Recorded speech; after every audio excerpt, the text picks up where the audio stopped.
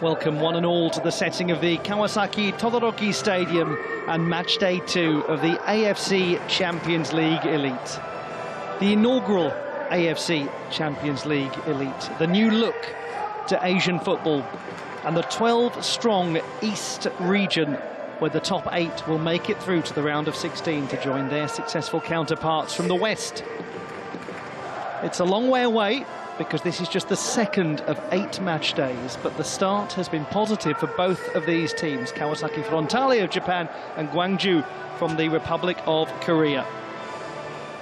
Frontale victorious by 1-0 in the Republic of Korea against Ulsan on the 17th of September. And on that same day, Gwangju FC, watched by those supporters, made their debut in continental competition in a quiet and uneventful match that was 7-3 at the final whistle. Yes, that's correct. 10 goals in your first ever continental contest. How about that for an emphatic beginning? Oh, and to do it against the runners-up from the previous edition of the competition, Japan's own Yokohama F. Marinos. So the question is, how do you follow that? How about coming to Kawasaki, to one of the strongest teams in Japan, albeit a team that's been struggling domestically, and beating them to make it 2 wins out of 2. These gentlemen showed absolutely no fear of the Marinos in the opening match. Now they have proven they are a team themselves to be feared. They're creative, they're exciting, they're bold, and they have got players who can do extraordinary things. But so have Kawasaki Frontale. Look at the gentleman wearing the armband. One of the most experienced in Japanese football, Yu Kobayashi, at 37.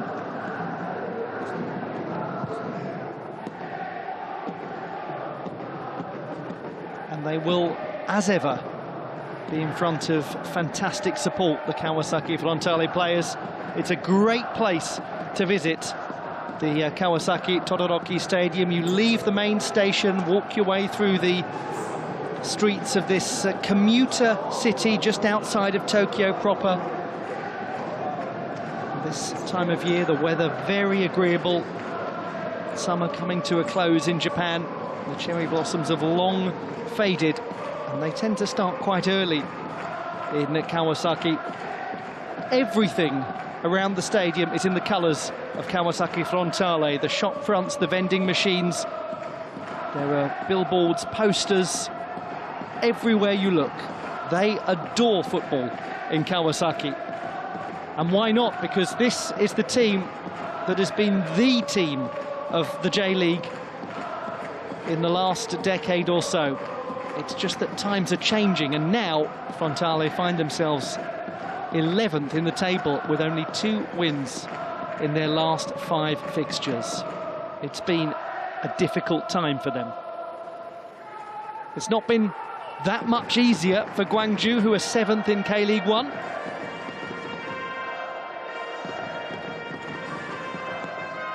And they haven't scored since that incredible 7-3 victory over the Yokohama F. Marinos.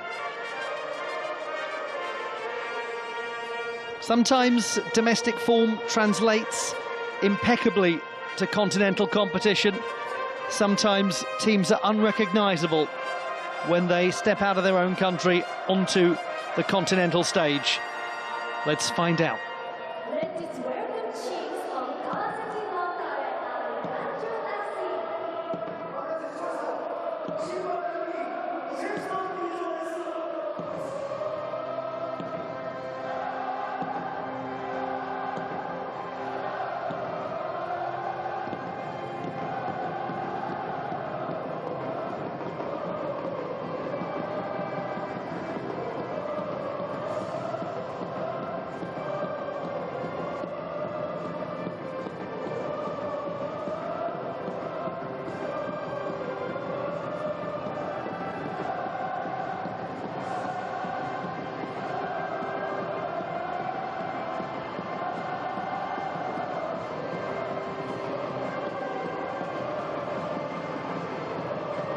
the AFC Champions League Elite. The rebirth of Asian football, the start of something new, and based on what we've seen from these two teams, especially the visitors, the start of something special. It's match day 2 in the East region of the inaugural AFC Champions League Elite. The top 8 of 12 teams will go to the round of 16. The home team started with a 1-0 win in the Republic of Korea against Ulsan, and Gwangju FC so extraordinarily beat the Yokohama F Marinos 7-3 at home. Now they come to Japan for their first ever away match in continental competition.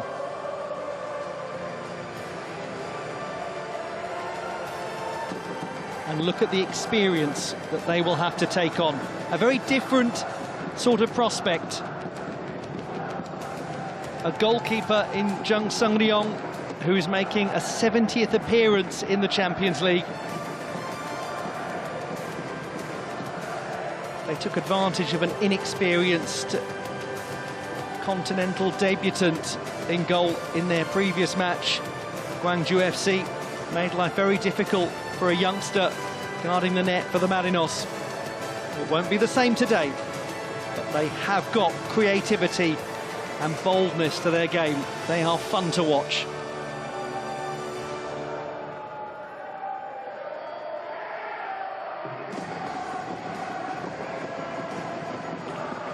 The captains Lee Min-ki, and for the home team Yu Kobayashi.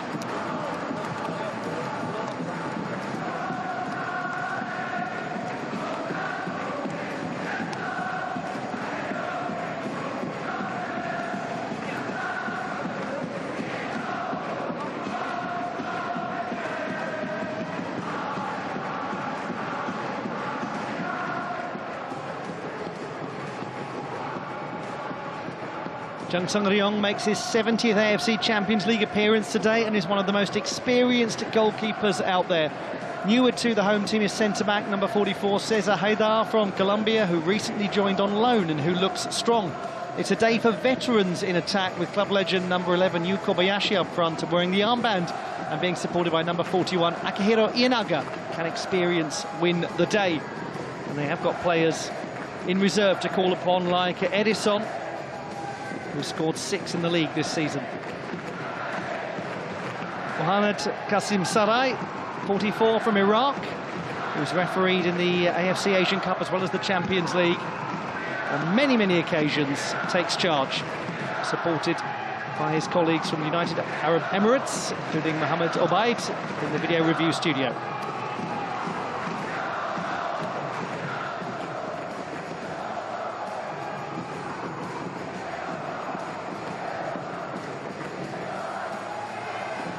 In goal for Gwangju is Kim Kyung-min, who's only missed 2 matches this season in the league.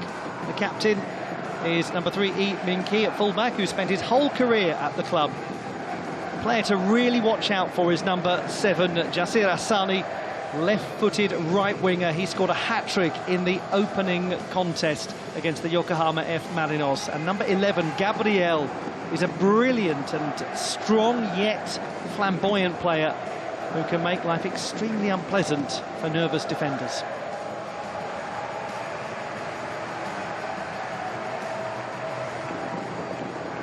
There's always the danger of bathos, of anticlimax, after you have a debut so extraordinary as Gwangju FC had. This is going to be an enormous test now to keep the positive momentum that they engineered in match day 1 going through to the end of match day 2. 2 wins out of 8. It's by no means conclusive that it would get you anywhere out of those 12 teams. If you start with maximum points from 2 matches, then you're in a very fine position. You have breathing space. Only 4 will miss out. The very warmest of welcomes to you indeed. It's a pleasure to have your company for this meeting between Kawasaki Frontale of Japan and Gwangju FC from the Republic of Korea. The setting of domestic success in Japanese football that is the Kawasaki Todoroki Stadium just outside of Tokyo. The scene of 4 J-League triumphs for Frontale, but they're struggling at the moment domestically. 11th in J1 against a team 7th in the K-League top flight. And it is Gwangju FC in possession, and in possession of one of the most remarkable debuts that anyone has ever seen in any continental competition anywhere in the world. A 7-3 win over the runners-up in the last edition of the old format of the AFC Champions League, the Yokohama F. Marinos. Foul by the captain of Kawasaki Frontale, Yu Kobayashi. 37-year-old has only scored once in the league this season, but who is undisputedly a legend of the club. Now watch out for this gentleman, Gabriel. Very clever young player, also very physically strong. Cut out by the young Colombian Cesar Haidar. And already down is Daya Tono.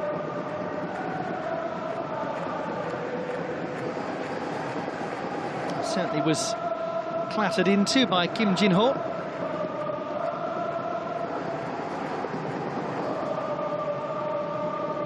You're watching the AFC Champions League Elite, and if you're watching it for the very first time, you're only one match behind because it's a new competition, succeeding the old AFC Champions League. Itself a wonderful event. Now the Champions League has been rebranded into the Elite stage and the Champions League 2 competition. More opportunities for more clubs, more exposure in the wonderful, diverse footballing continent of Asia.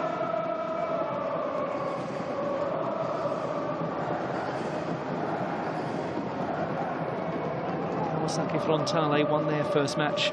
Not quite as dramatically, just a 0-0, but anytime you win away at a team like Ulsan HD, it's a splendid result.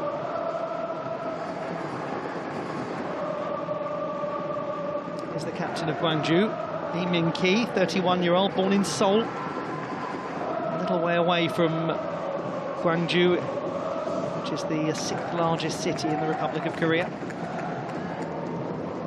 Down in the southwest, population of about 1.5 million.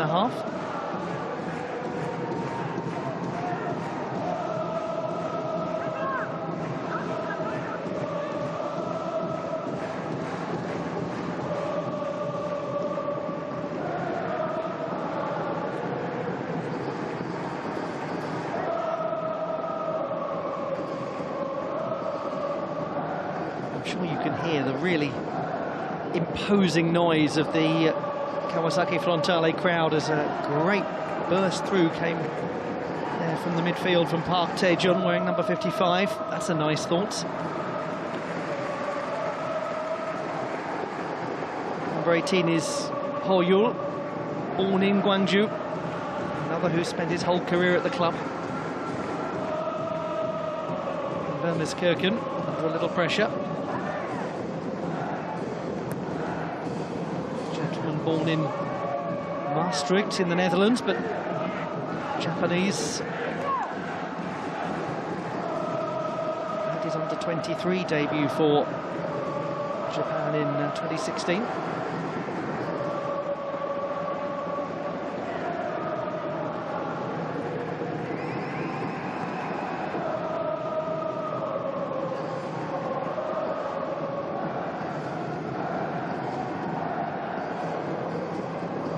Is Kim Kyung-jae at the back for Gwangju FC.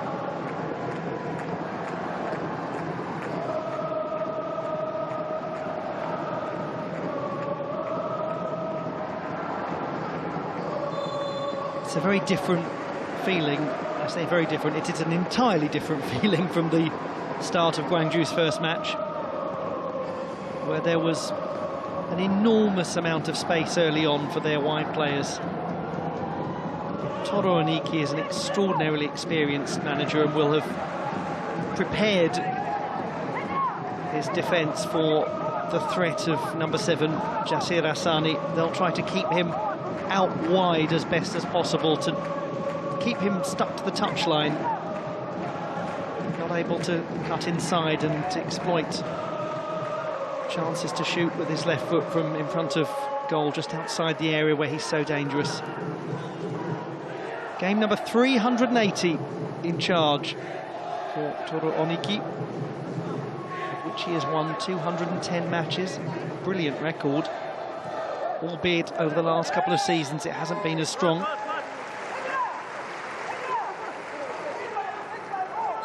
Lee Jung-hyo, just a year younger than Mr. Oniki, took over in 2022, having largely been a deputy for most of his coaching career.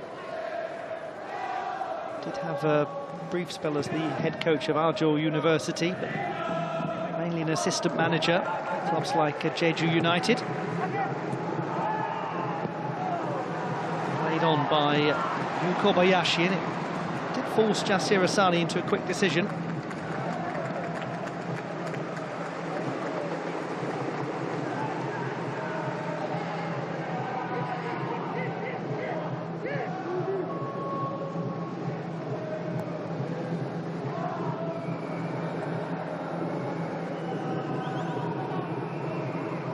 Kim Jin-ho.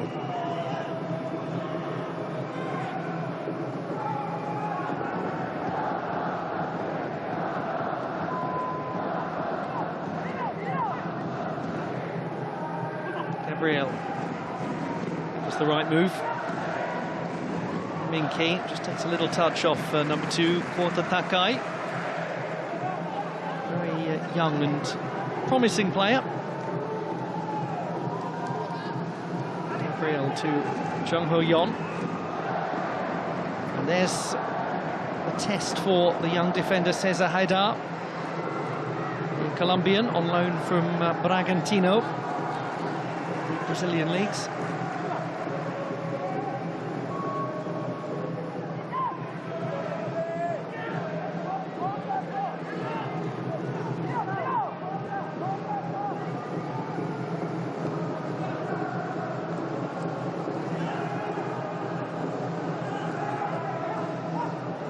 Certainly enjoyed plenty of possession. A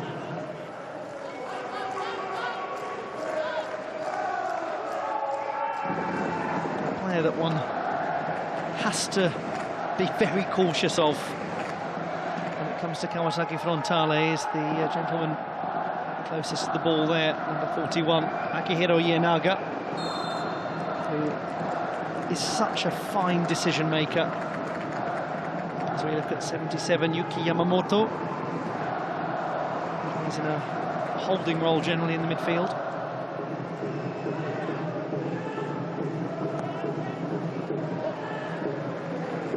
It's a very experienced field to the attack of Kawasaki Frontale, led by Captain Kobayashi. Doesn't start a huge number of games nowadays. He's played over 400 times for Frontale. Yeah, it's really well done. Excellent defending. And that's what they're going to need to do to make life unpleasant for Jasir Hassani, give him little time to think and to make a decision, as that's just flicked over the top of Kobayashi. It's surely a foul on Gabriel.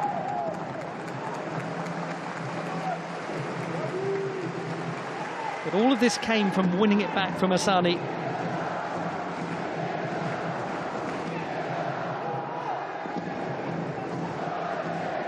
There's a little contact, more than a little, the right arm clearly extended and shoved Gabriel from Saivan Vermaskirchen.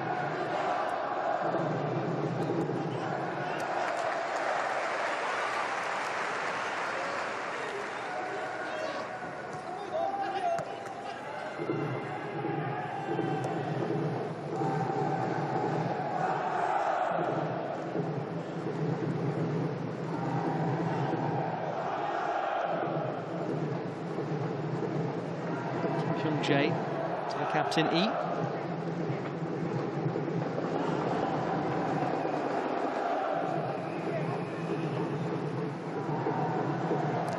That's really well defended. He's looked such an impressive acquisition, albeit a temporary one for Kawasaki Frontale. There is quite a trend in Japanese football for players coming initially on loan from the Brazilian leagues and then making a permanent home.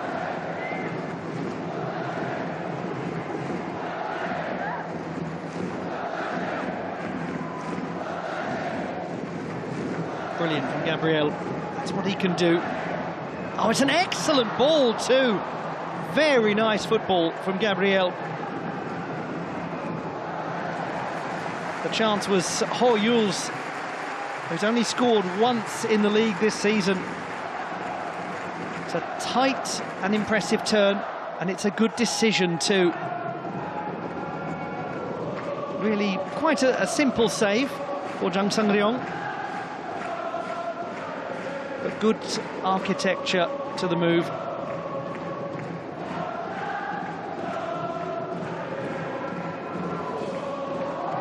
Oh, must be the foul.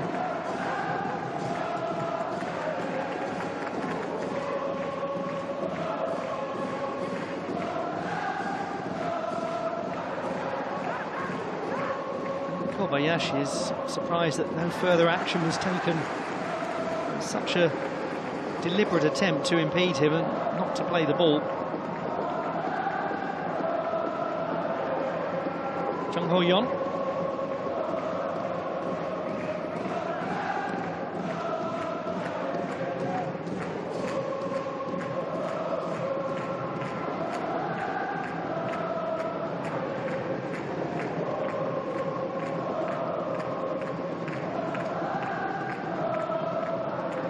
That again is what Yamamoto's function is, just to provide some force to the centre of the midfield along with Kento Tachibanada.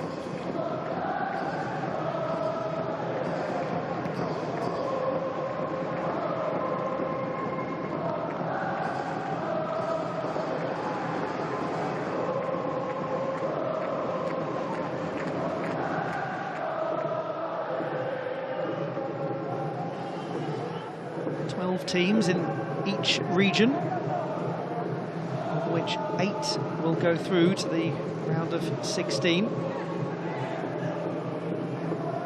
So only 4 of the clubs from the East and the West will not continue their journey into the knockout stage.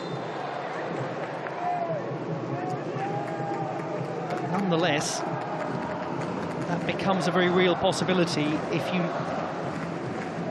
out of your first couple of games with nothing to show for it.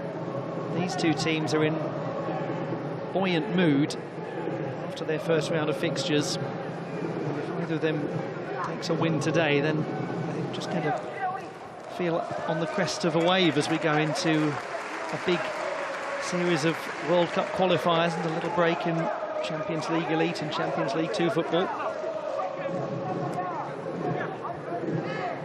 He's been in charge now since 2017, Toru Oniki. His only ever job in management. Retired as a player in 2006, worked his way up from youth team coach to assistant manager to the man who has led them to 4 league titles. 10 trophies in all. Most recently the Super Cup at the start of the season.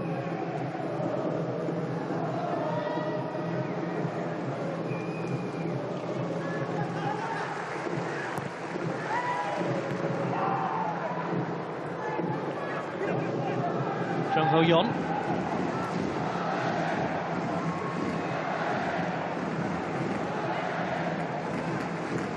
Again, options limited for Asani by Sota Miura. Fine idea, but asking a lot of Ho Yul.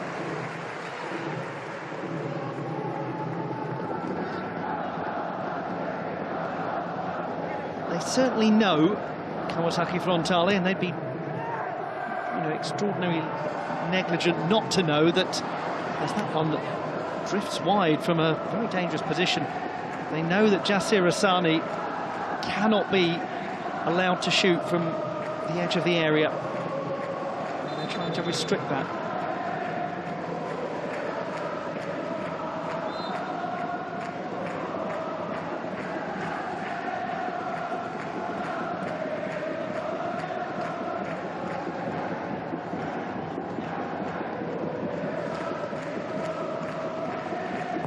Huge congratulations to Jung Sung-ryong on match number 70 in the Champions League in all of its forms, which he won a decade and a half ago with Songnam.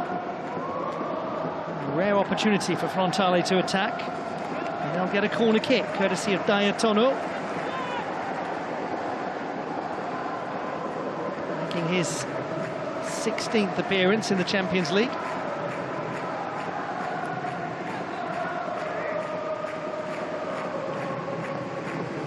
Forward comes Cesar Haidar.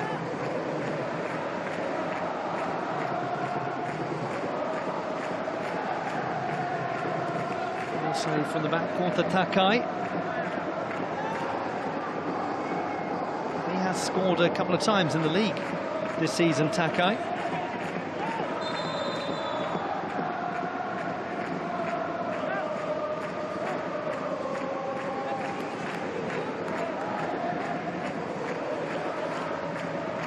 Captain Kobayashi trying to disrupt Kim Jong-min's path to the ball. Can they create something? The answer, a resounding no.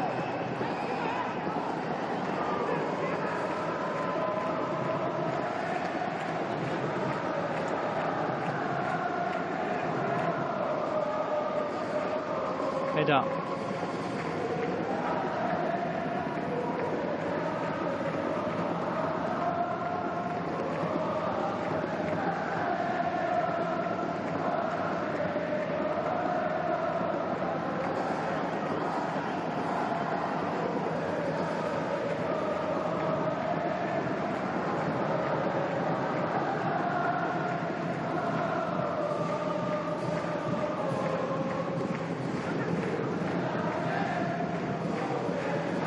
Yamamoto.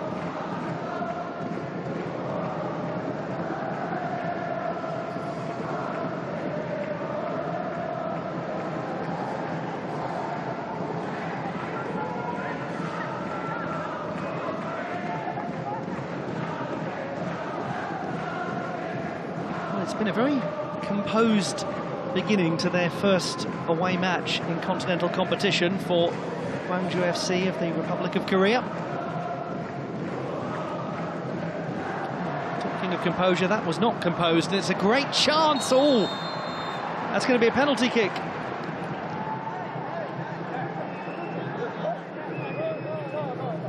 Extraordinary.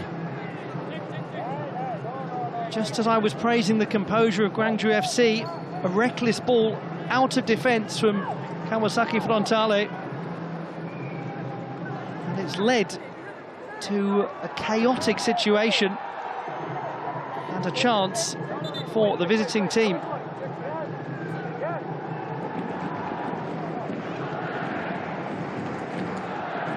Shin Chang-moo playing the ball through to number 27, Kim Jin-ho. It is a foul by Cesar Haidar.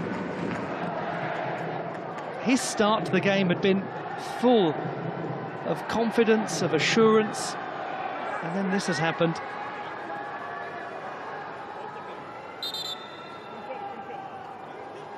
There's a little unhappiness about it from some of the Kawasaki Frontale players, but they've got themselves as a team into the mess that they now need Jung Sung-ryong to get them out of. And it's Jasir Hassani who scored a hat-trick against the Marinos, who will attempt to give Gwangju FC their first ever goal on the road in continental football. And frankly, you would expect him to finish this. got worse now. The yellow card has been shown. I think it's to Cesar Heda.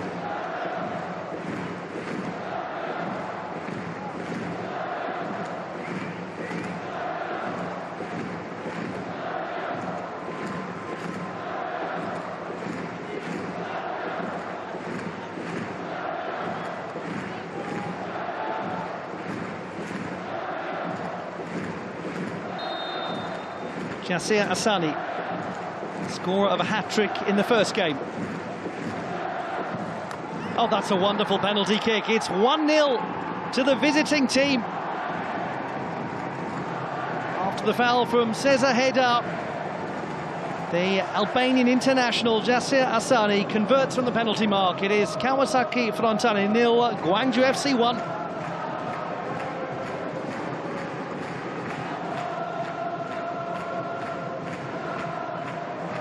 Powerful, down the middle, decisive, and a deserved lead for the team who really has controlled the game.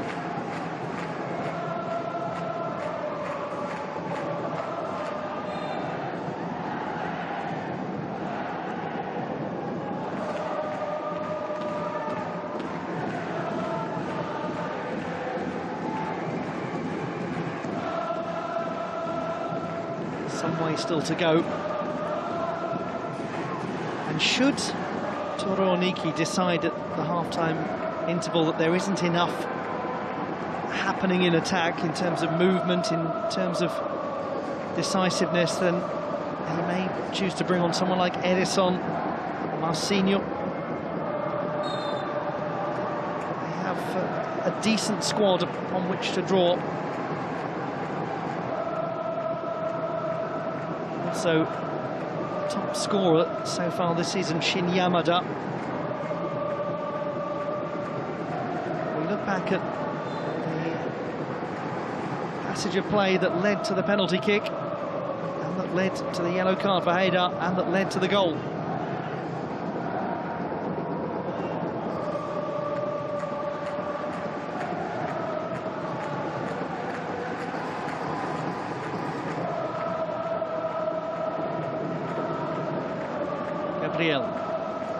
One of the most impressive things about him is how quickly he uses the ball, how he's generally very accurate. Still a very young man.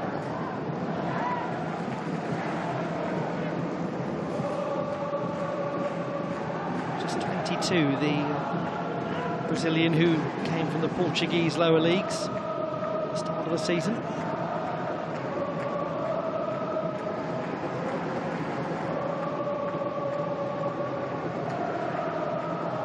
As a substitute against the Marinos Gabriel and was hugely impressive.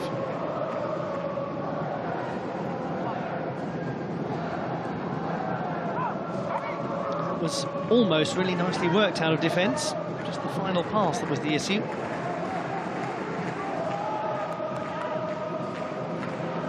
Segawa, wearing number 30 for Kawasaki Frontale, from the city of Tokyo proper. Kawasaki is just south of Tokyo in Kanagawa Prefecture. The club was founded in 1955 as the goalkeeper is called into action. He was very alert. As I was saying, 1955, Kawasaki Frontale was founded as Fujitsu Soccer Club.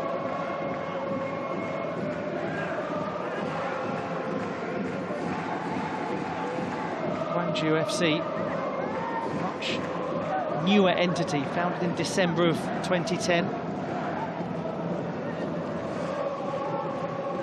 Relegated 3 times from the top flight in the Republic of Korea, and then that extraordinary third-place finish last season, taking them into continental football for the first time ever. Lost. Jang Ho-yeon plays it on.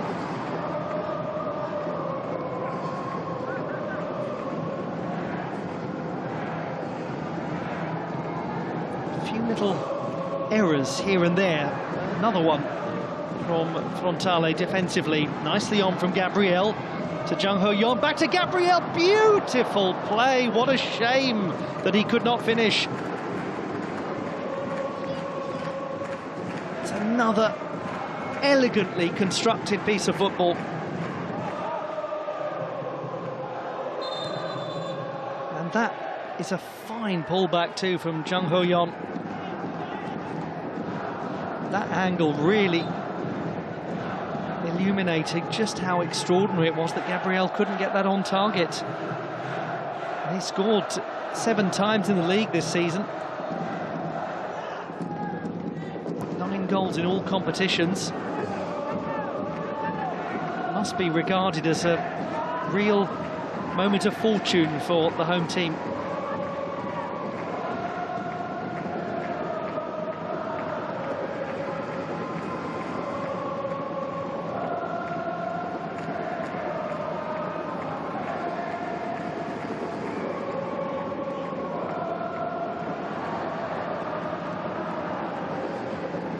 Done out of defence by Lee Min-ki. Again, Gabriel, the right sort of touch on, and they've got an opportunity here to break. Played quickly and successfully by Lee Min-ki. Good idea, that.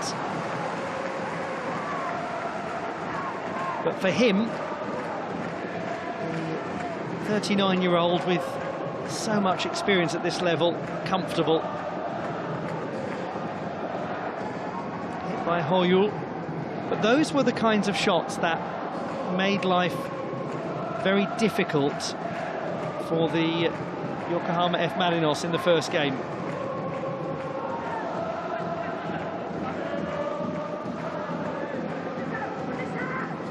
Those of you who watched the match will know that it was a very uncomfortable beginning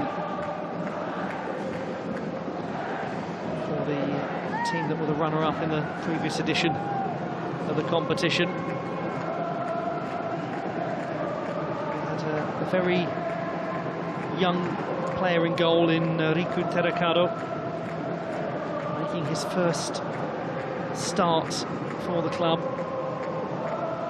21-year-old was beaten from the edge of the area a matter of a couple of minutes in.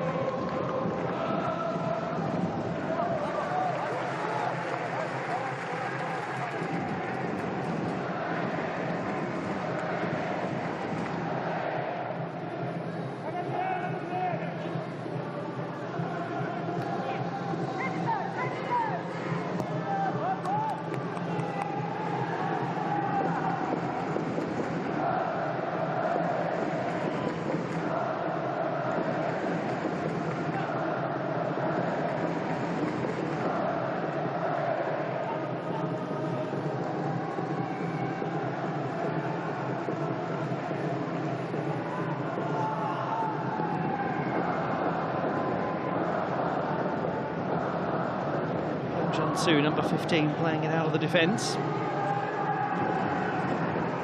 Sani wanted it played to him on the right wing. Instead it's now with Park Tae-jun, and it will go to Asani. He just makes the decision quickly, probably quicker than anyone was expecting.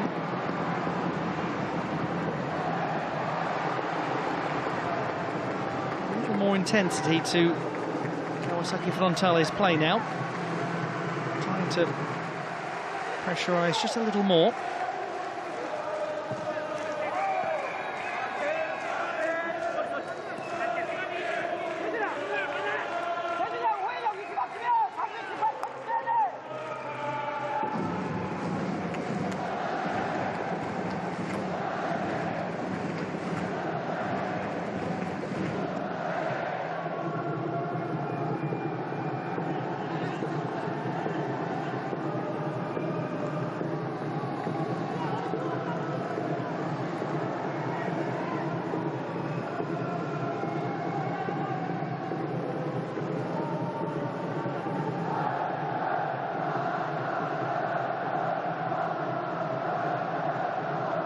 almost 60% of the ball for the visiting team. A team that won their first match 7-3 and then lost 2-0 in the domestic games after that, both of them in the K-League 1.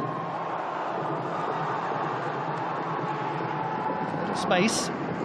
Asani, one option, instead he's not been used. Now he has.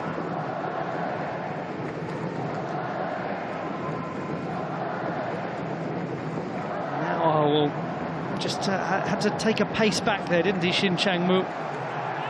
Restart the run. And that maybe overcomplicated that, Asani and Shin, a touch. Nonetheless, the ball's still with Gwangju FC.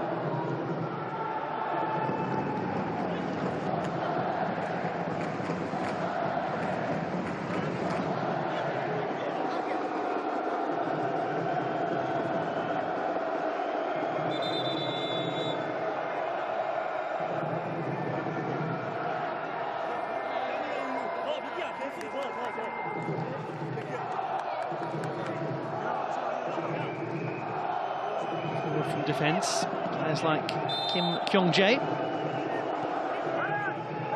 Short it goes. And in it comes.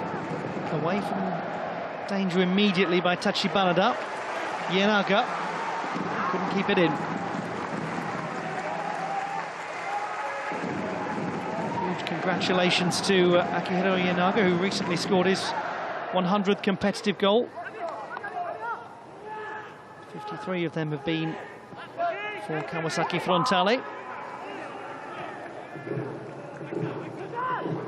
We just saw Kobayashi has scored 173 goals in all competitions for Kawasaki Frontale.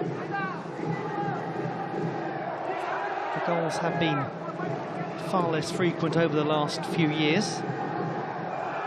That's understandable. He is now 37, doesn't play quite as much.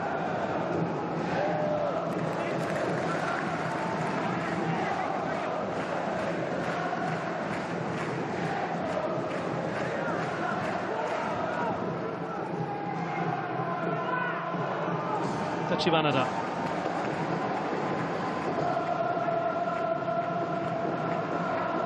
Sota Miura. Yuki Yamamoto.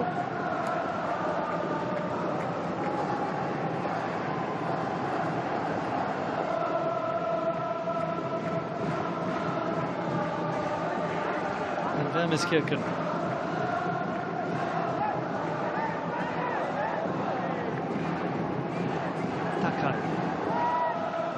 Hedar trying to go down the middle and yielded some success. Just an overhit though by Yusuke Sagawa for Kobayashi. Yamamoto kept it.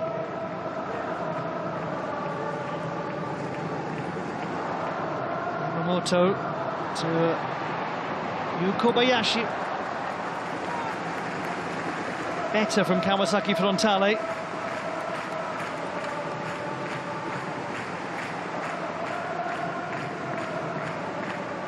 The angle a little too acute, it was quite easily blocked.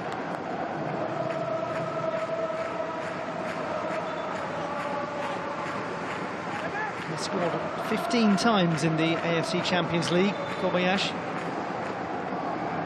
The best campaign was in 2017, where he found the net 4 times.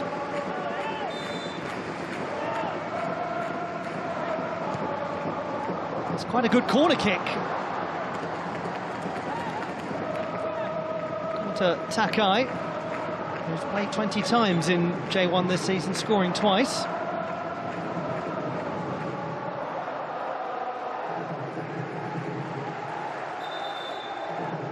Big moment for him, made his debut for the national team last month in the 7-0 win, that remarkable 7-0 win for Japan over the People's Republic of China. And those of you who watched the very entertaining Under-23 AFC Asian Cup earlier in the year will remember him from the Japanese team that won the whole tournament. So he's certainly a player to be nurtured, Kota Takai, one that really everyone in Japanese football expects to see go some way. Again, possession won back by the visitors. Jung Ho-yeon to Gabriel. Excellent ball. Gabriel has a little space. Space has been shut down. It's just a moment there when played a little more quickly. They might have been able to link up again, Jung, Gabriel. That's a nice partnership down the left.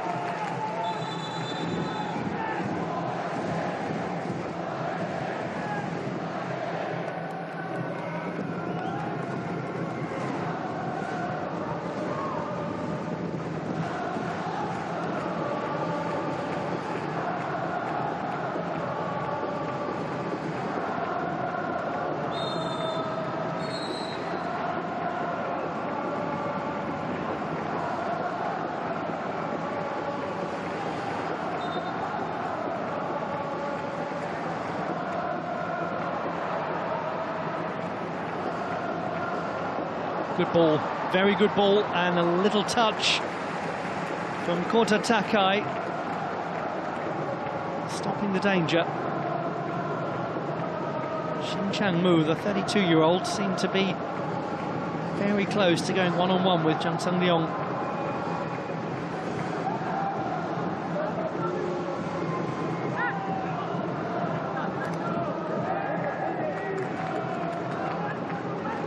What a frustrating first half it's been for Kawasaki Frontale.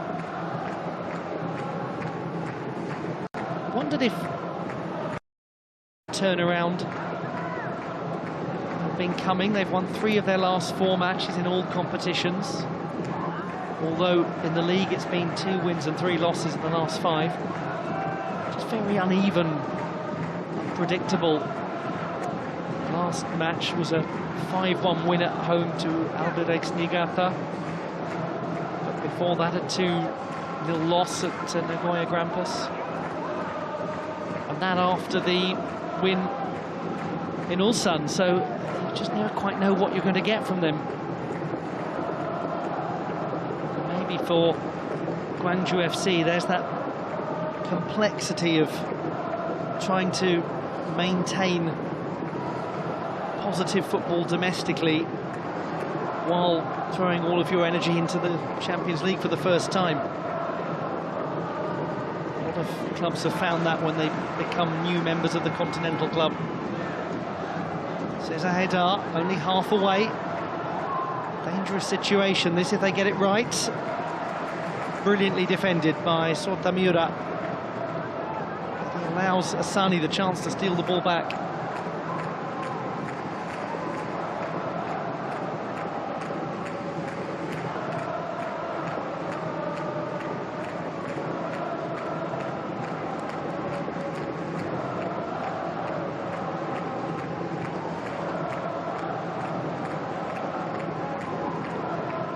The last time that there was AFC Champions League football in this stadium, it was a heartbreaking stoppage time loss for Kawasaki Frontale against Shandong Taishen in a brilliant game. They were 3-2 down, looked like it was going to extra time.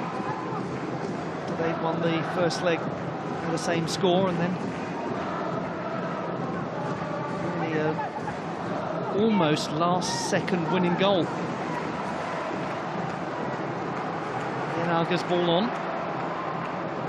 And from the edge of the area, a comfortable save really for Kim Kyung-min from Diatono.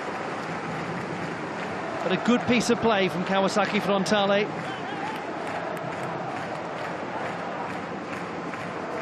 Wasn't angled towards the corner sufficiently to make that anything other than quite a comfortable stop for Kim Kyung-min, but he saved it well.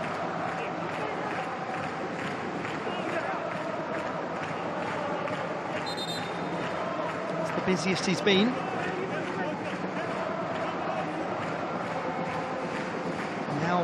to contend with Yuki Yamamoto's corner. 5 or so minutes to go until half-time. Really managed to make a great deal out of their corner kicks. The best was that half chance for Kota Takai, and the goalkeeper was impeded by the aforementioned Mr. Takai.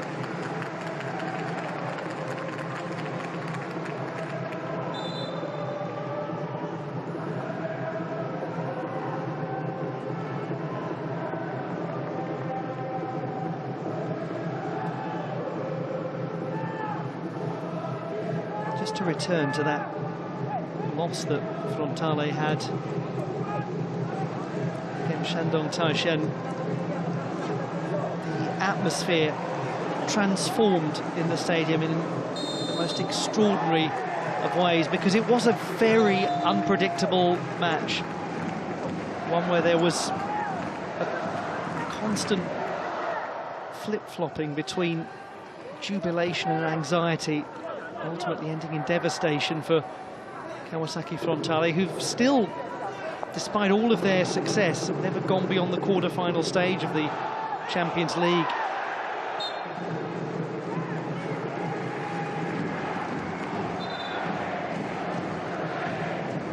And I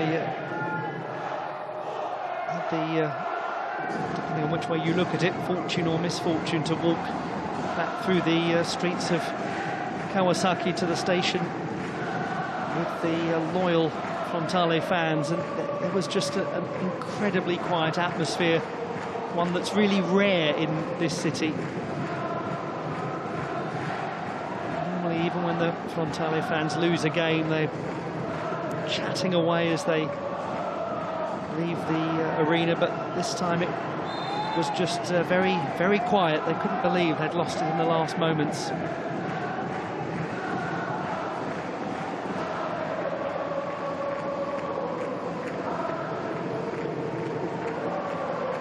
It's been a long wait for the fans to get Champions League football back in this stadium, and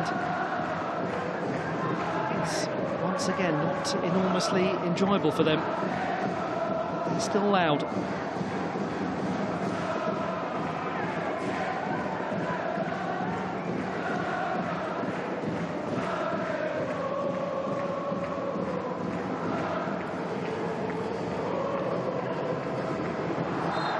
Has to be a foul.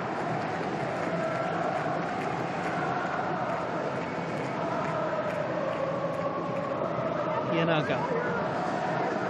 He hasn't really been able to get into many advanced positions, Yanaga, to be the creative player that he so often is. And I don't imagine it would be a great surprise if there are some alterations made to the attack at half-time by Torooniki. Here is Saivan Momaskirken. Yanaga. Chibanada.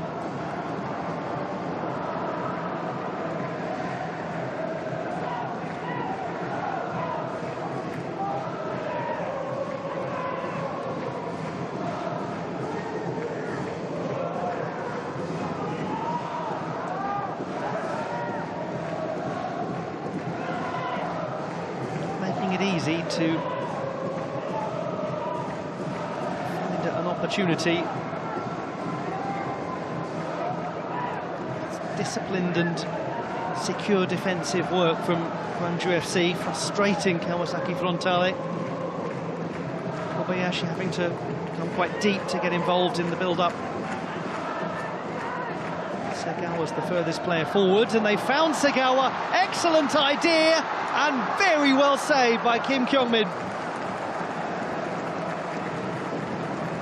Well, Kobayashi came deep.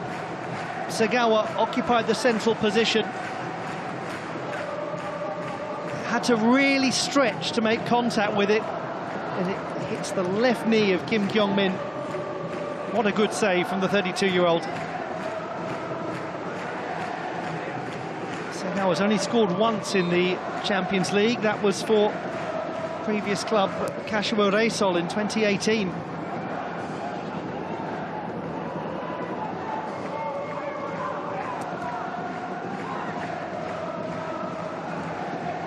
that would have transformed the dynamic of the contest. We're into 2 additional minutes.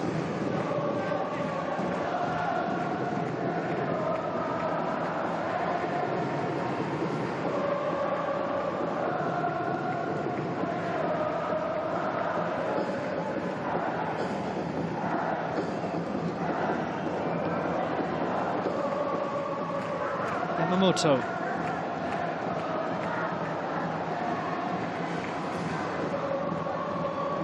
A little more pressure now being put on the visiting team. The pace has increased. It's looking as though it's going to be Gwangju FC who get to half-time, a goal ahead courtesy of that penalty kick. Given a little less time in possession now. Might have been 2-0. Gabriel not struck the crossbar from close range. And he's played his part, making 2 very good saves. Perhaps the second one, although less spectacular, was the better of the 2.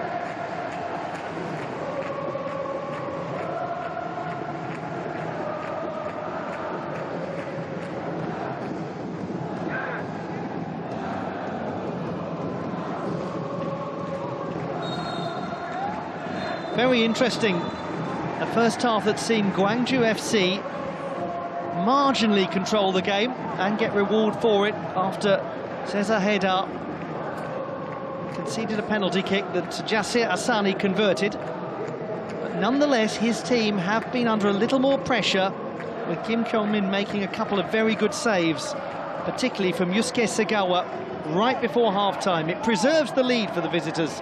At half-time, it's Kawasaki Frontale 0, Gwangju FC 1.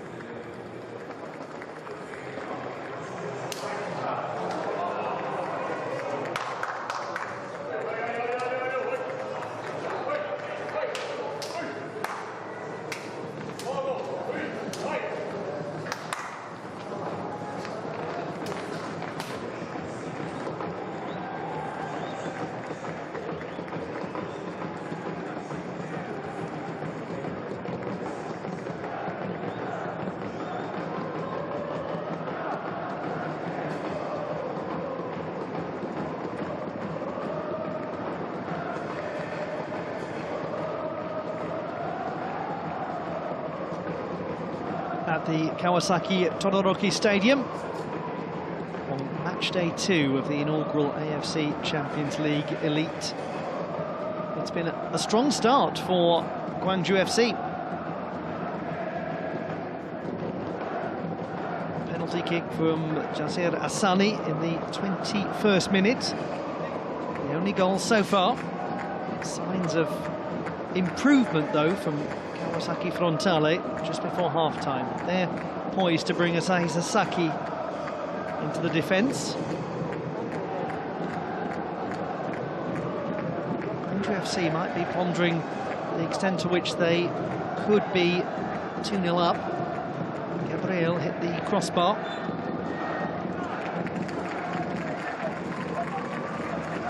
Cesar Hedar has been removed, the player who gave away the penalty kick and who also was given a yellow card.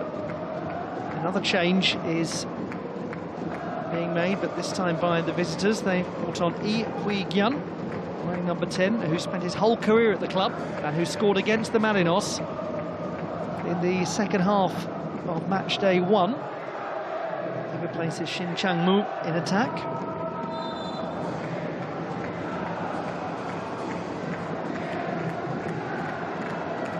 How impressive, this relatively new team by comparison to Kawasaki Frontale, a team that have 4 times been domestic champions against a team who have twice won the second tier, and they've only been around for a decade and a half.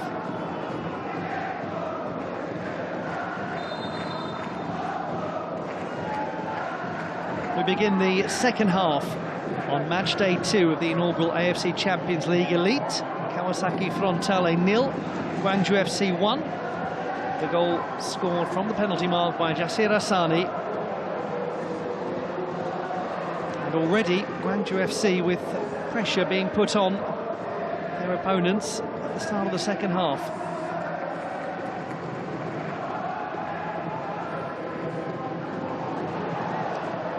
Change made by both managers, one in the defence and one in the attack. It's Frontale who've changed the back, taking off Cesar Hedar, the player who gave away the penalty kick. We'll come back to that because Akihiro Yanaga was very nearly in a decent position. Kim Kyung-jae came across to cover well.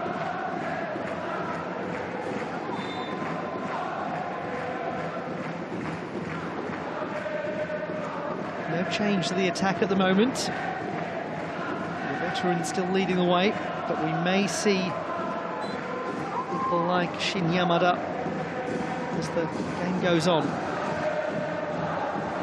Gwangju FC have taken off Shin Chang-mu and brought on Lee Hui-gyan.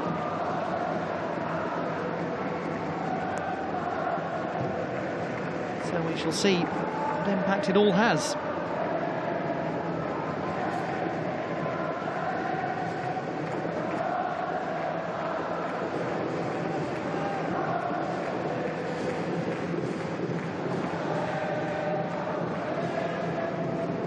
Asani.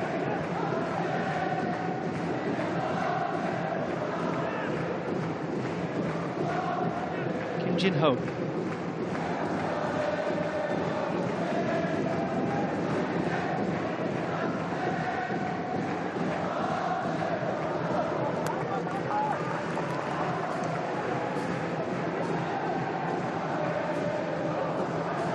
Jasir Asani stealing the ball back, and it takes a touch of Asahi Sasaki, the substitute, and to the relief of the Frontale players and fans, goes behind for a corner kick.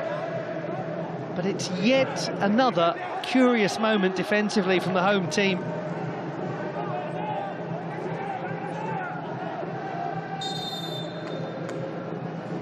They look uncertain at the back.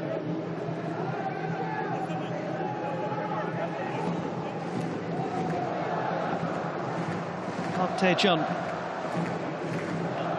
part of the Republic of Korea team that made the Under-20 World Cup final in 2019.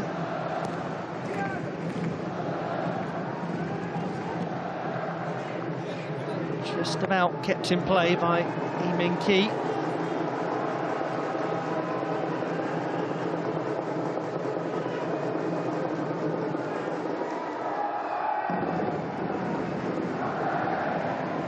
Gabriel controls it well.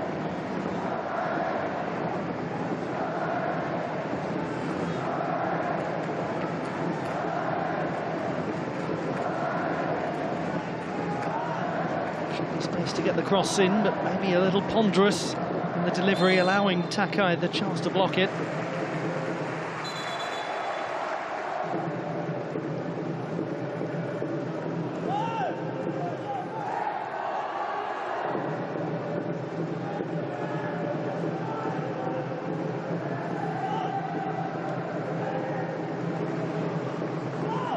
Chibanada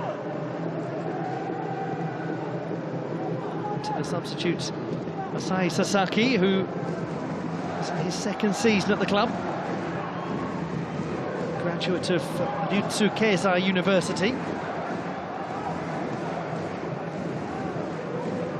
I'm sure those of you who follow Japanese football know them very well as a great university team, the last ever university team to compete in the old system of the JFL, where undergraduate sides were allowed in the fourth tier.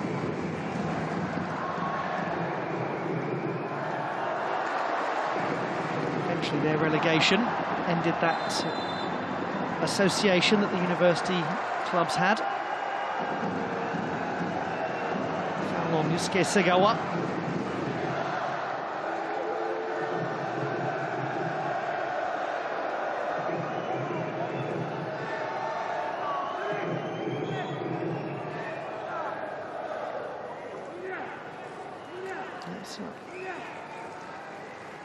An unpleasant one.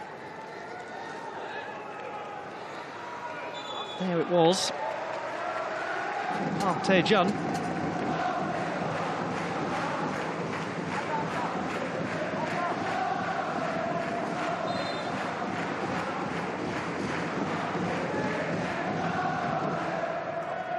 Sasaki. Takai. Not the sort of start to the second half that the home fans would have hoped for, considering the fact that they finished the first half quite positively. Oh, what a mistake that was.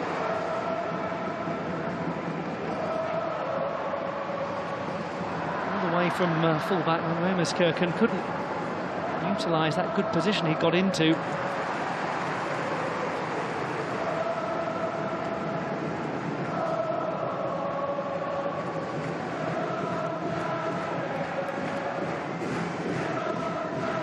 Chibanada to Sota Miura, from Kobayashi to Miura. Ienaga and Segawa amazingly found that ball coming all the way through to him when it should surely have been cut out. Takai to Chibanada. Smart ball to Kobayashi. We'll have to take another attempt at that. In the end, it will be cleared. Just something there to lift the fans a little. Be a bit of a concern for Segawa. That goes back to that challenge from Park Tae-jun. He looks as though he's in real discomfort. 30-year-old Yusuke Segawa, very experienced player, very important player in the team.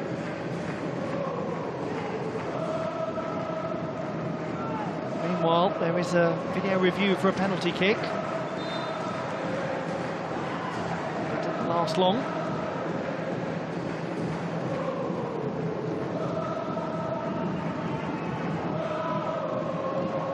Tono, Tachibanada.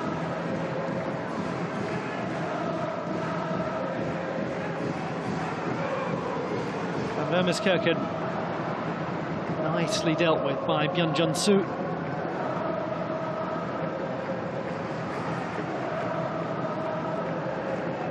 This is the sort of decisiveness, though, that is needed from Kawasaki Frontale. Hard work to win the ball back. Gabriel's done superbly and has not been brought down, to his fury. He can do that. Break through. It happened against the Marinos when they were pushing to get back into the game. They were caught on the counter-attack on a few occasions, and Gabriel was often at the heart of it. So that is certainly a clear danger for Toro Aniki's team as they try to advance with the ball and get more opportunities like this one for Ienaga. He's usually a really good decision maker. On that occasion, well, it stayed alive. Tachibanada managed eventually to pull it back to Van Vermeerskirchen, but it wasn't the best of balls from Ienaga.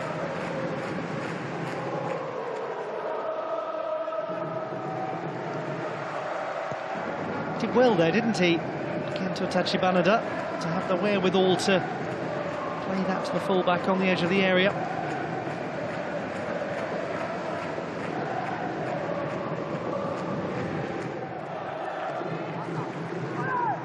Van Vermeerskirchen has scored just the one goal for Kawasaki Frontale, as they have really got into a big mess, Gwangju. Or have they? Yu Kobayashi celebrates for a matter of seconds and no more.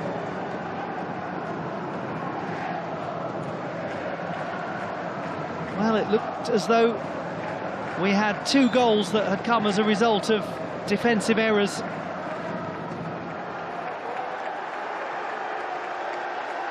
has been ruled out as Kobayashi asks for a review.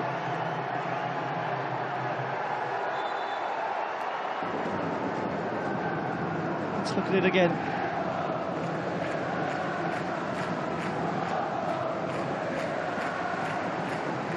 Seems that it's been considered to be a foul by Tachibanada, but was there one? Well, the check has been completed.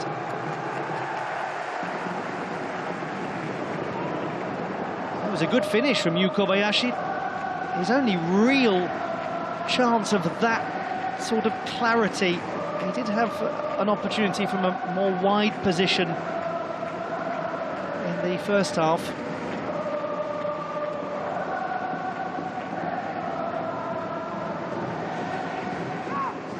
Sasaki.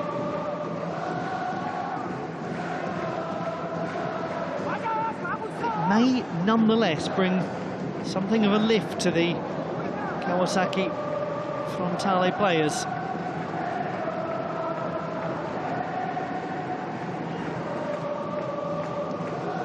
As I was saying earlier, there's danger of counter-punch coming from Gwangju with Gabriel and Asani, and actually also with Ihui Gyan, who they brought on. He was really good at that against the Marinos. But at the moment, it's all Kawasaki Frontale.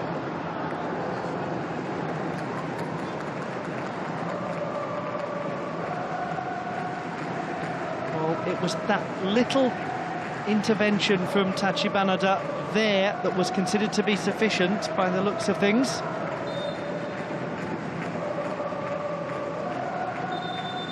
There might be some Kawasaki Frontale fans who are more than a touch disappointed with that decision, to put it mildly.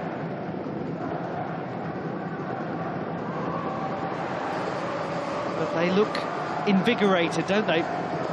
And Vermeerskirchen wins the corner kick.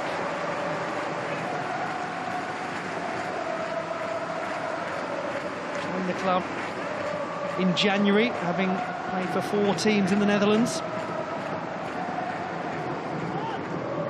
Cleared by Hoyul.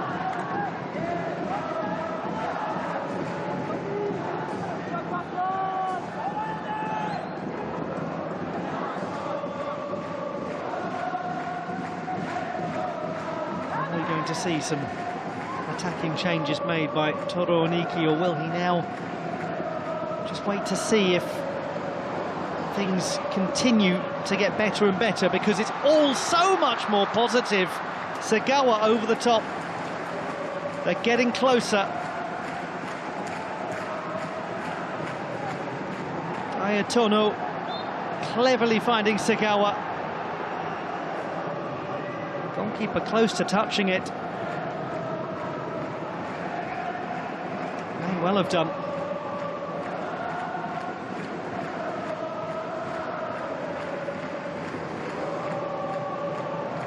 Sagawa, just one goal in the league this season. Joined the club last year from Shonan Belmare.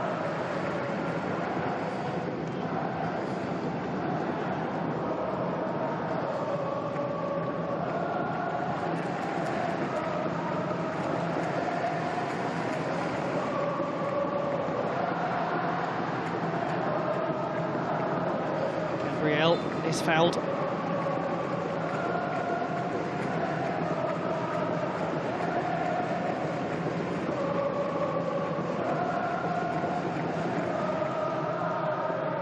might be getting a bit of an ominous feeling about how Kawasaki Frontale is starting to play.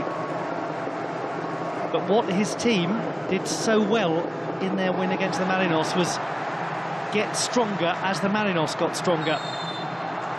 They didn't back away, they didn't start to yield as the runners-up from the last edition of the tournament were starting to make a comeback.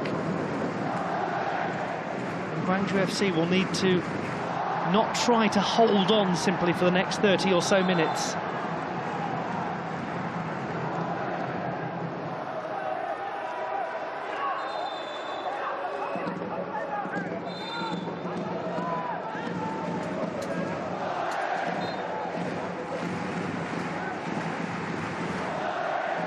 Little push on Dayatono, rather needlessly, or entirely needlessly.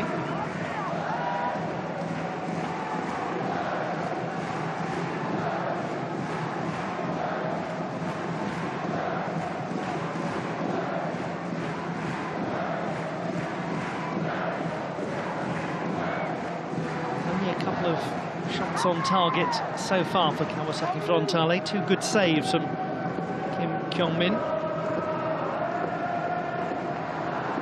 Gabriel steals it back.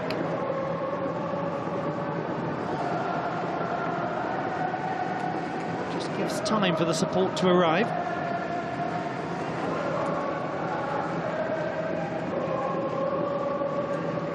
They're in a great rush here, Gwangju FC, to break in a fast and furious way. Perfectly happy to hold on to the ball and to try to cultivate a chance with patience. Here is Iwi Gyun. Sani wants to cut inside. It's very much the nature of his game.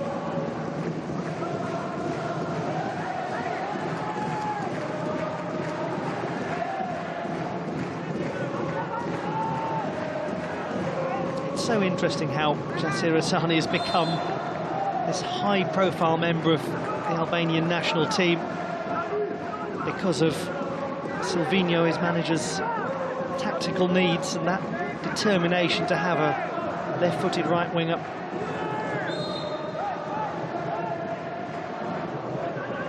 And it's so easy to see what he brings when he's playing well. Oh, my goodness, he played well against the Marinos. Certainly his finest performance so far for Gwangju.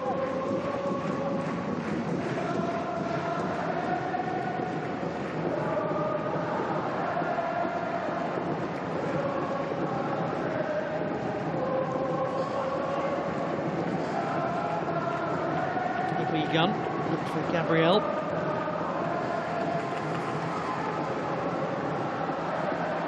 That was well played until that ball maybe hit a little too early and impetuously for Dayatono.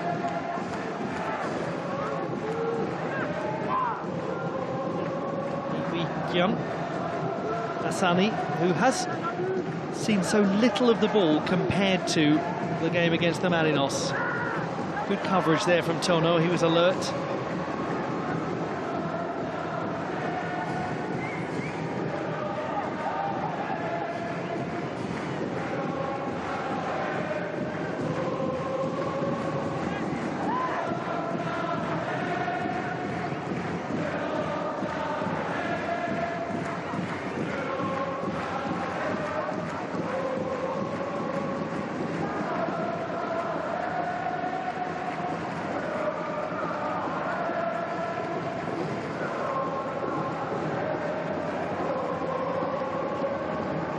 Gabriel might have been a more logical target. It was a slightly ambitious ball to Hoyul.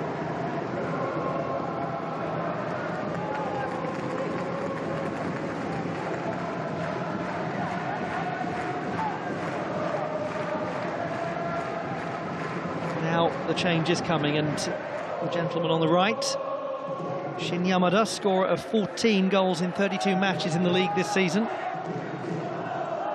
No surprise whatsoever to see him have to be deployed.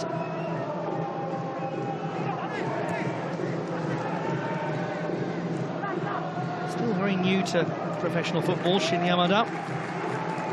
Graduated from the Toyin University of Yokohama a couple of years ago.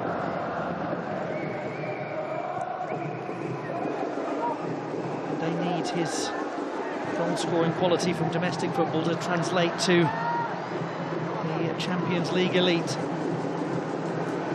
Meanwhile, here's Lee Hui-gyun.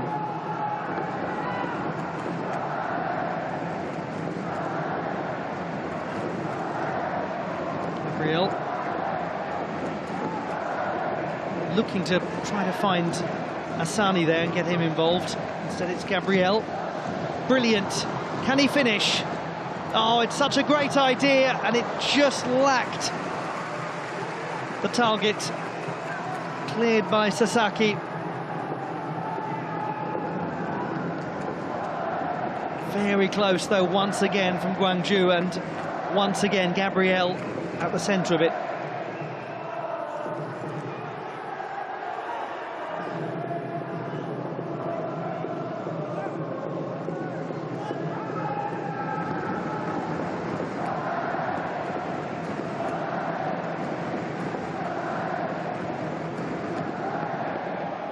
First real opportunity they've had for a while.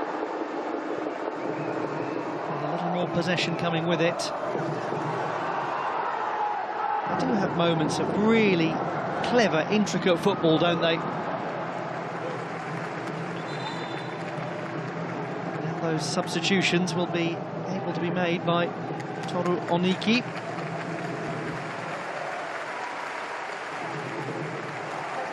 It is the captain, Yu Kobayashi, who thought he'd scored but saw a goal disallowed, who comes off along with Saivan of Emerskirchen. So the armband goes to the gentleman coming on, Shin Yamada, 24-year-old who scored 15 in all competitions this season, 14 in the league. And also coming on is number 19, So Kawahara, who's only played 4 times in the league this season, but only joined the club in August after 18 months at Sagan Tosu, so he's not had anything like the kind of time that many of the new signings have had. He's looked an important acquisition, and he's going to need to be now. Did play the full 90 minutes in the game against Ulsan.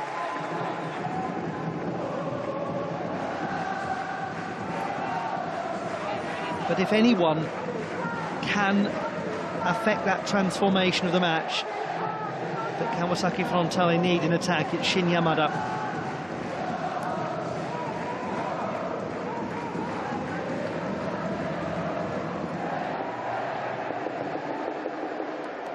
With the greatest of respect to Yu Kobayashi, because you can only have the greatest of respect for him, nothing else is appropriate, frankly. But he has been replaced by a quicker player and one who's been in stronger goal-scoring form of late. May make the difference. Kawahara to Yamada. Miscontrol, but Ienaga picks it up. Just strikes number 23, Kim Kyung-jae.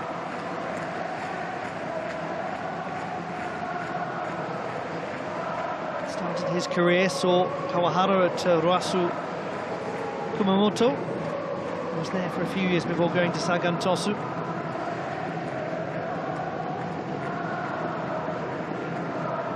Just his second ever appearance in continental football today.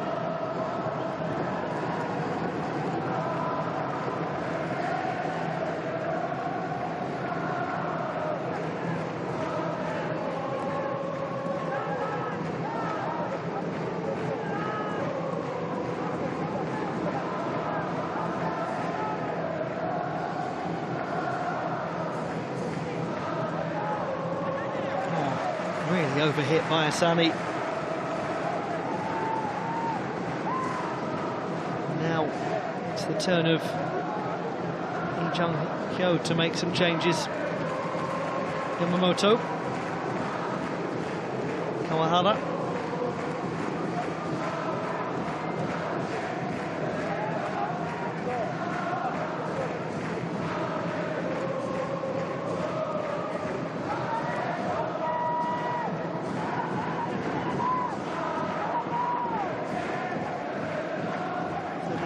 Akihiro Ienaga joined the club in 2017.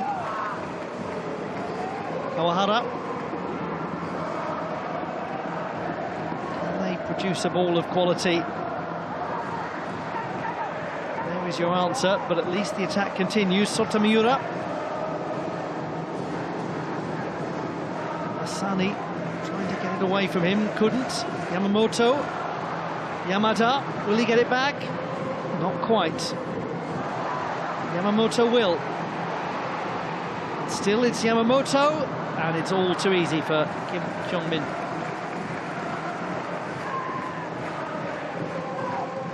But you get a sense increasingly now of Gwangju FC, who are just clinging on to this lead. It's going to be a fascinating last 20 or so minutes. I really hope you're enjoying the brand new AFC Champions League Elite. Do please watch the AFC Champions League 2 as well. So much more continental football to enjoy.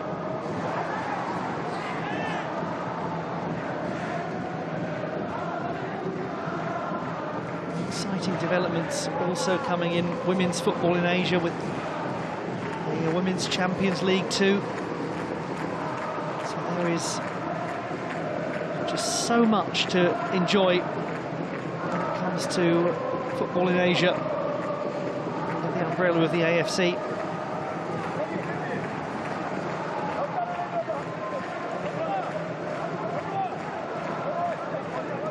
And Gwangju FC are new to it all and showing that they more than belong. Could have 6 points from their first 2 matches. Here's the substitute Lee Hui-gyun, who scored against the Marinos. Finds Asani. Again, Asani not able to cut really towards the edge of the area and do what he does best. Sotomiura saw to that. Asani, lovely thought, just a little overhit.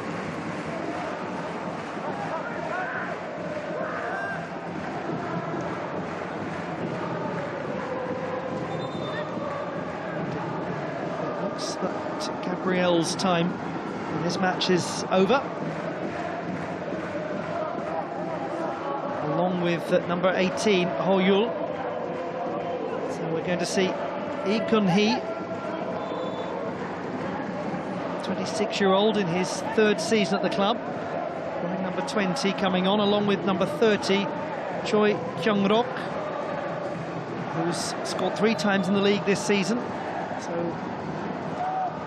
an attacker and a midfielder replacing an attacker and a midfielder. Now, here are a couple of very clear, bold attacking changes. And they're not at all unexpected. So we see Yusuke Segawa and Dayatono replaced by number 9, Edison, who scored 6 times in 18 games in the league, and his fellow Brazilian Marcinho, who has also scored 6 times, albeit in 30 matches in the league. So this is the very exciting substitutes bench I referred to at the start of the match for Kawasaki Frontale. When you think they've been able to bring on Edison, Yamada and Marcinho, surely someone can get a goal now.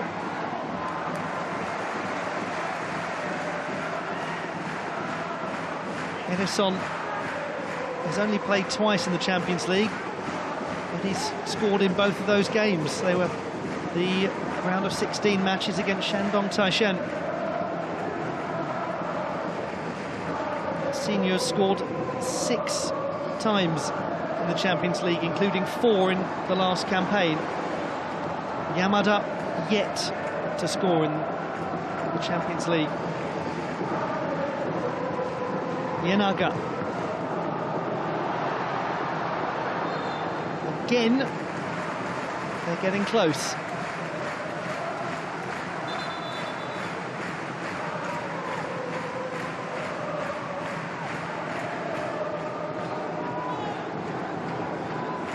Like a bit of a collision. Is a corner kick. It came off a Gwangju FC player.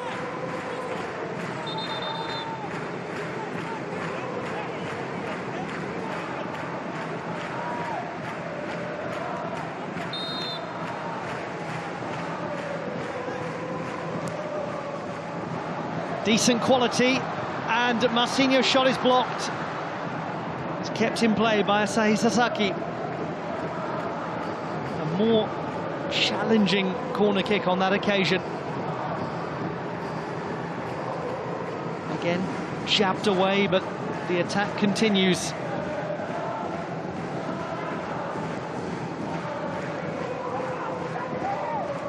Tachibanada. He keeps his run going. And the ball has to be dealt with. And it has been. Asani to a substitute, Choi Kyung-rok, who's under pressure from Miura, and he gets that away really well. Oh dear! And then Lee Kun-hee with a misplaced pass, and it allows immediately the opportunity for the equaliser. How has that not ended up over the line? Goodness me! Well, first of all, Edison. It's onside, Marcinho, and then it strikes the post. Incredible. Absolutely incredible.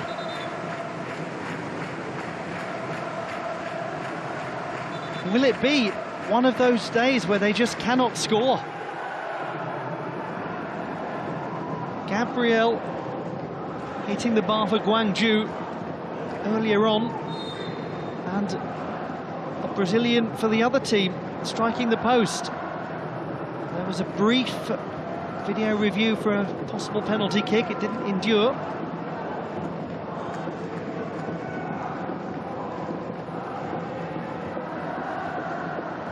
He looks still completely bemused, Edison.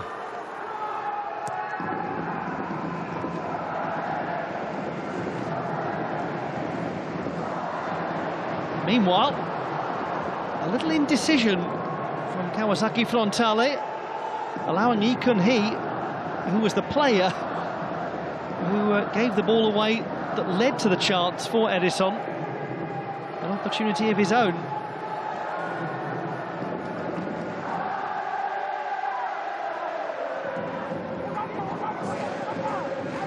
Miura to Yamamoto.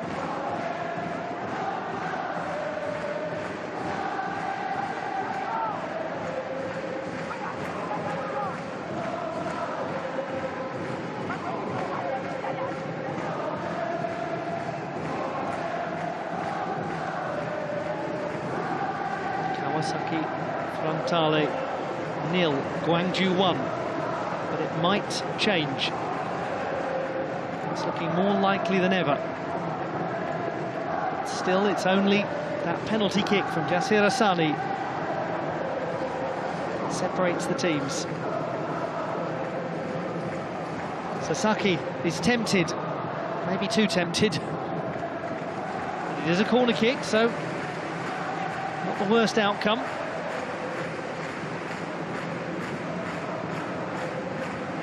He has scored 4 goals for Kawasaki Frontale. Scored in the 3-1 win against the Urawa Red Diamonds in the league in May. So as ever, Yuki Yamamoto with the outswinging corner kick. Yamamoto, Edison nearly.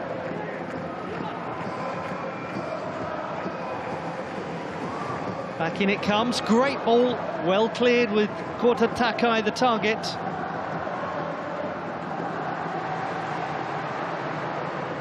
Really a counter-attack is the best prospect now for Gwangju FC, and this is exactly the sort of position that they use so well against the Marinos.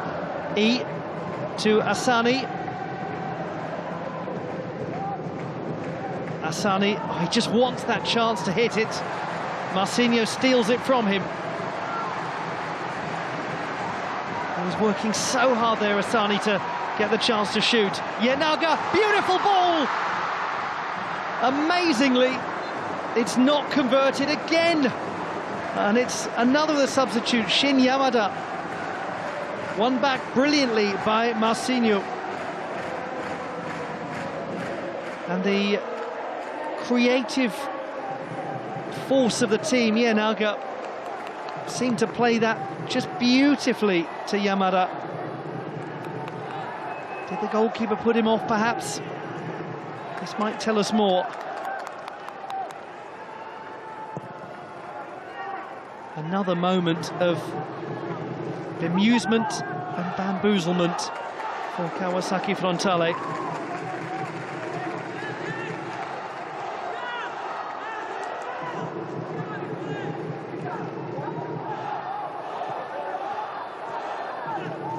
They must equalise, surely, with all that they have created.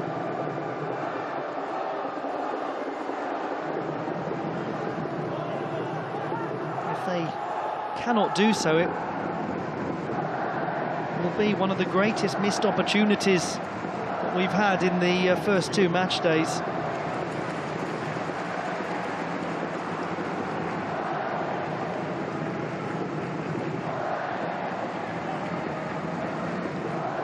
For the visiting fans, one imagines that they are just staring at the clock, waiting for this very enjoyable day to end. Because they've had a wonderful time watching their team take the lead and nearly get a second goal. And how the dynamic of this match would be so different had Gabriel's shot from around about 6 yards out not hit the crossbar.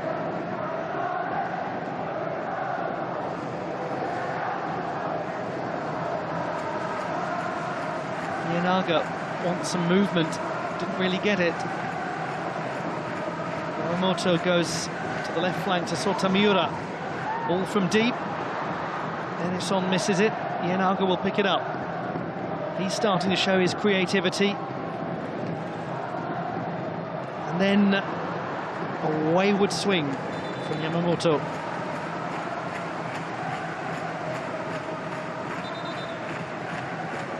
It's a score for the club. Kim Han-gil will come on for Jasir Asani in what is a consolidatory move.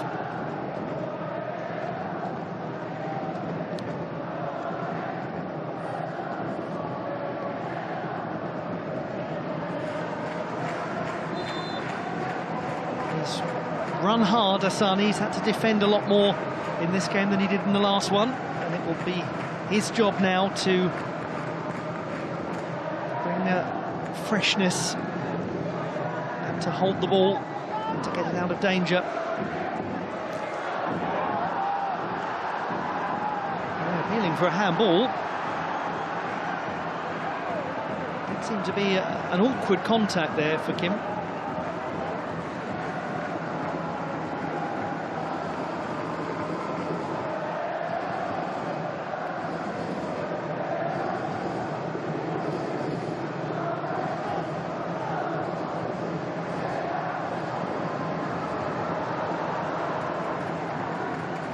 Well, the pressure has been relieved here. Miura trying to put it back on again. Kawahara. Chibanada to Ienaga, out on the right. Ienaga considers his best option, finds Tachibanada. Massinho.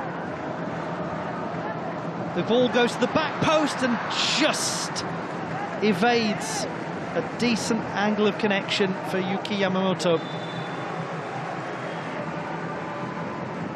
Again, it's close.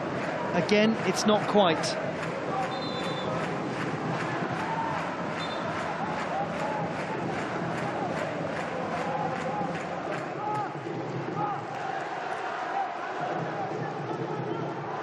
They've made all of their changes, the home team.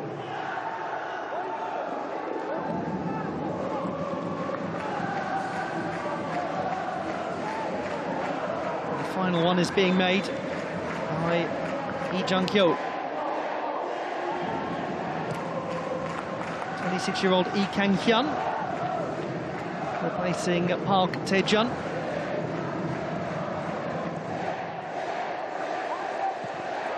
So he'll go into the midfield. Lee Kang-hyun joined the club last year from Incheon United, having had a couple of years there as a semi-first-team regular.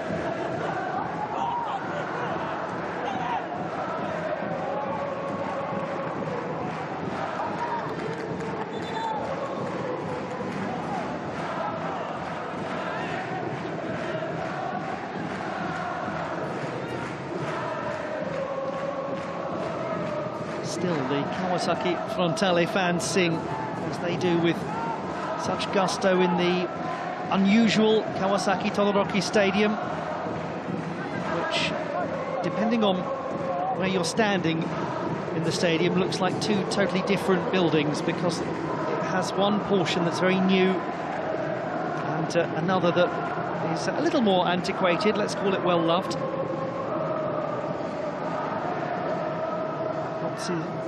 To look forward to for the Kawasaki Frontale supporters, with the development of a new facility that really will befit the stature of the city of Kawasaki, of this club.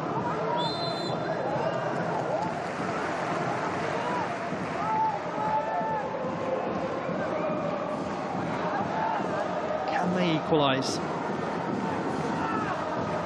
Time now is making life very uncomfortable for Kawasaki Frontale, who are poised to have one win and one loss from their first two Champions League Elite matches. Miura, brilliant delivery, and it goes over the top of Yamada. Erison keeps the attack alive, but was that the best chance? Little touch away from Kim Han-gil. Miura, Massinho keeps it in play. The pullback, Takai, and then it's wide. And it still just will not go in. Sota Miura, slightly too high for Yamada, slightly too wide. Kento Tachibanada with the shot. He scored 6 times in the Champions League. 3 of them a hat-trick against United City FC back in 2021.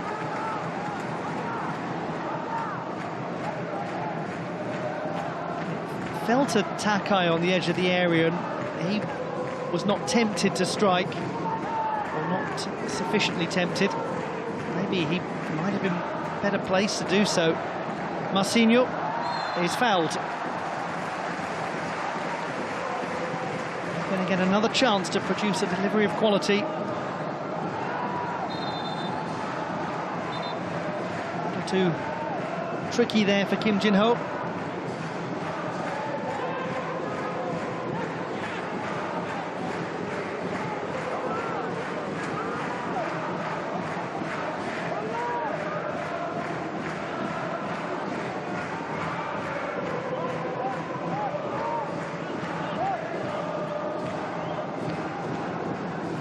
Imagine the noise if they get that equaliser.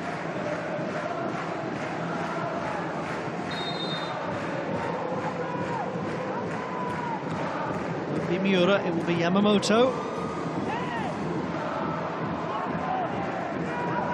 And we are about to discover how many more minutes the home team will have to try to cultivate this equalising goal.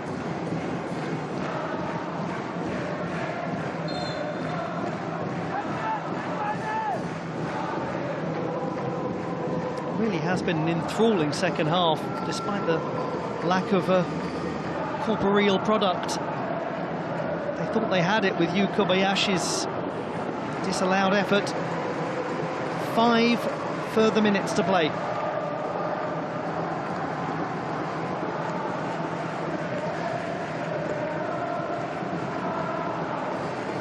Yamamoto.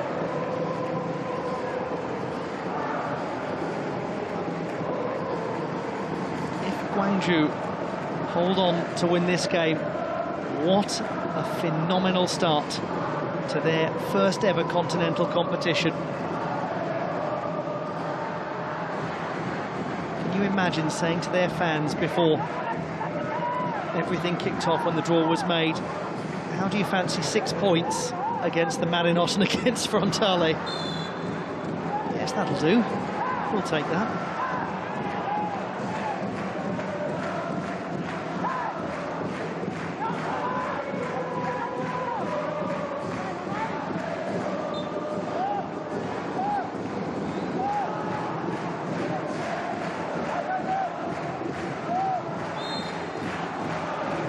The score in the first Gwangju match, the 7-3 win over the Marinos, was implausible. I'm not saying this score is equally implausible, but it is almost fanciful that Kawasaki Frontale have not actually managed to get the ball in the net.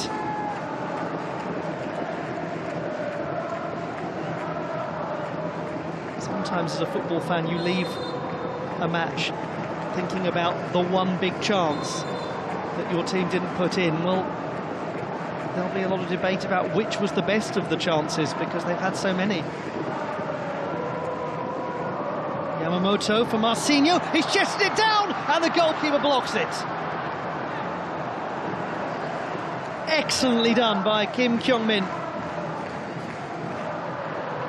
And then a slightly overly ambitious ball from Yamamoto allows the pressure to be momentarily relieved.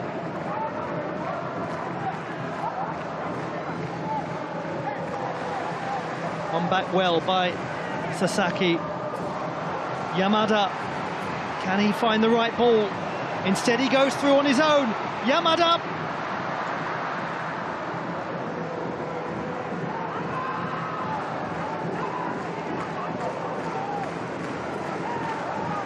They've almost survived, Gwangju FC.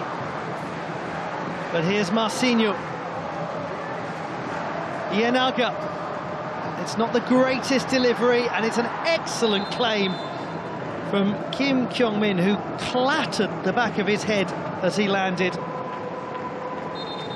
It's all rather daft.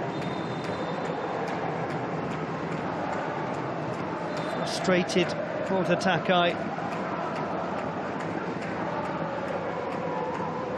Just keep an eye here on the aftermath of this attack. First of all, you've got the brilliant save from Kim Kyung-min, and then this ball that comes in Well, we didn't quite see it because there's now something more significant for the cameras to capture, though it has nothing to do with football and shouldn't be taking place. He's a very calm referee, though, Mohamed Kassim, and he's issued a yellow card. Substitute Lee Kang-hyun booked.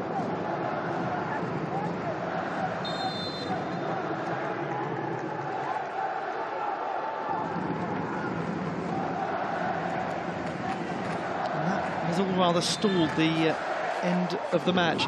I was just referring earlier to the way that Kim Kyung-min claimed the ball. It was a great bit of athleticism from the goalkeeper, but as he landed, he did seem to jar the back of his head. I'm not sure if he actually banged it on the turf, but he certainly jarred his shoulders and neck. Fortunately, it just seemed to be a momentary bit of discomfort for him.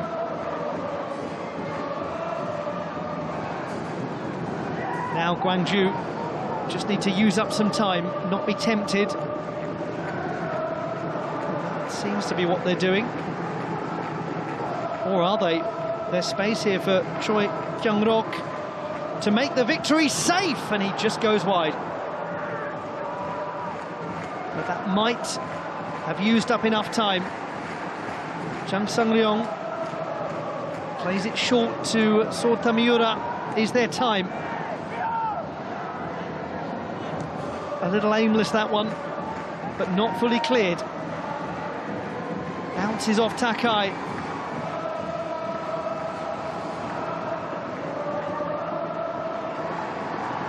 Two totally different performances from Gwangju FC. Both of them extremely mature and impressive in different ways.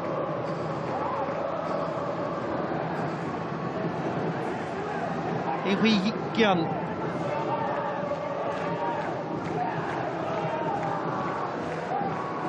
Happy to hold on to it. That's well done. Lee Kang-hyun. Marcinho's touch. Can't link up with Erison. Lee Min-ki, the captain. What an outstanding beginning to Gwangju FC's life in continental competition. 2 wins out of 2 in the inaugural AFC Champions League Elite. The first was a stunning win, full of goals. This was a steely win, full of determination. Chance upon chance upon chance for Kawasaki Frontale. They simply could not finish, and as a result, they are defeated. At full time, it is Kawasaki Frontale 0, Gwangju FC 1.